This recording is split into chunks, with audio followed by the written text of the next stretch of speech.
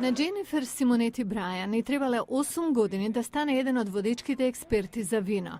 И сето тоа почнало случајно пред 10 години на службен ручек, каде бил послужен јасток со бело француско вино наречено Сансере. Тоа била инспирацијата. Самото вино не беше толку исклучително, но јас никогаш порано не сум имала такво доживување.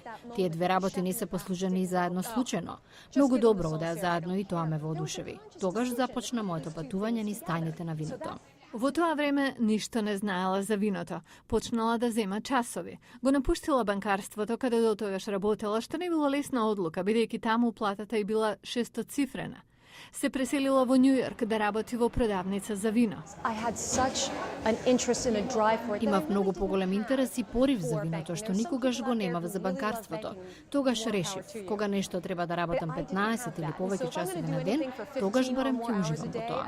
Поривот, интересот и годините на учење се исплателе. Сега се најголем потрошувач и четврти поред произведувач на вино, но само 27 американци ја носат највисоката титула – мајстор на вино.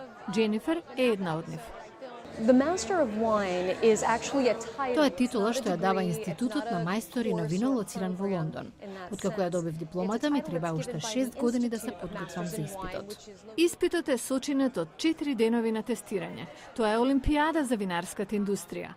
Од Дженифер се очекувало да ги знае сите аспекти на винарската индустрија, од одгледување на грозието до логистиката и маркетингот. Тоа беше најтешкиот интелектуален предизвик што сум го имала во животот, но пак би го земала зашто ми го расшири хоризонтот. Беше тешко, плачев, но вредеше зашто ме донесе на сосема ново ниво. Денес Дженифер работи на 2 книги за вино и неодамна објави DVD под наслов Секојдневен водич за вино. Патува по светот, држи предавања и тестира нови вина. Сега заработува повеќе пари отколку во времето кога била инвестициски банкар, но вели најголема награда и е тоа што го нашла својот повик и незината пасија.